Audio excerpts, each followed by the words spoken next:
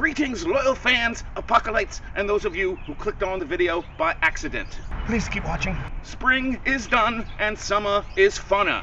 Survey says... Okay, that's terrible, but who does not love summer? This guy, that's who. Eric John Apocalypse here at the beach. My beach, Apocalypse Beach.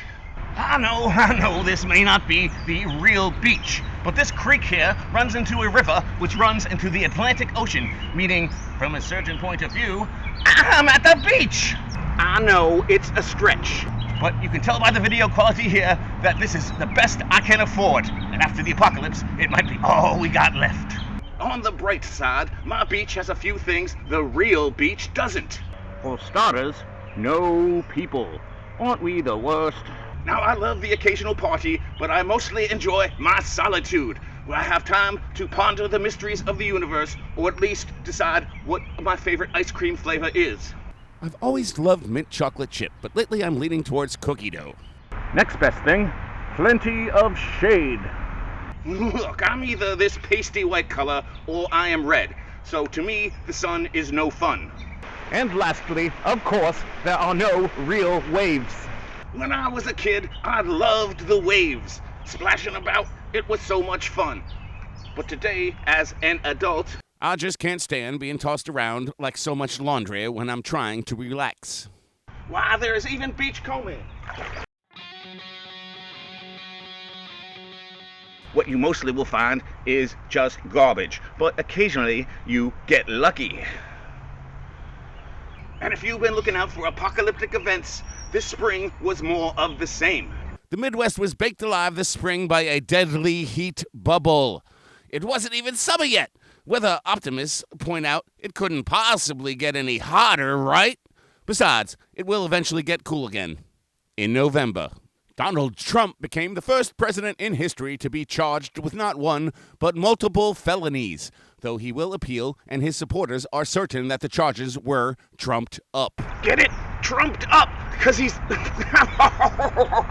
Congress approved a $95 billion aid package to Israel, Ukraine, and Taiwan, thanks to this guy for putting his job on the line. No thanks to this Georgia peach, who tried to get him fired. Whose side is she on? No worries, if Mike Johnson does get the boot, he can always be a body double for this guy. Yeah. In the Ukraine, bullets and bombs are only now arriving, helping them to slow Russia's advance to a crawl. This will be a hard slog, as Russia is far less incompetent than they were when they began this whole mess. Israel continues to turn the Gaza Strip into a wasteland in their war against the terrorist group Hamas. What are we up to now? 37,000 dead? Wow. While Hamas continues to use its civilians as human shields, a sacrifice they deem justified to gain international support. In my opinion, the scariest sign of the apocalypse this past spring was Iran's missile strike on Israel. Since Israel was founded, Iran has waged war by funding terrorist groups to do its dirty work for them. No more. On April 13th, 2024, for the first time in history, Iran directly attacked Israel as the Gazan war continues to destabilize the entire region. This was in retaliation for Israel killing a prominent Iranian general and 15 others at their embassy in Damascus, Syria. Over 300 missiles and drones were hurled at Israel. The joint efforts of Israel, the U.S., the UK, and Jordan were able to shoot down almost all of them. Only one poor Bedouin girl lost her life, and the damage was minimal.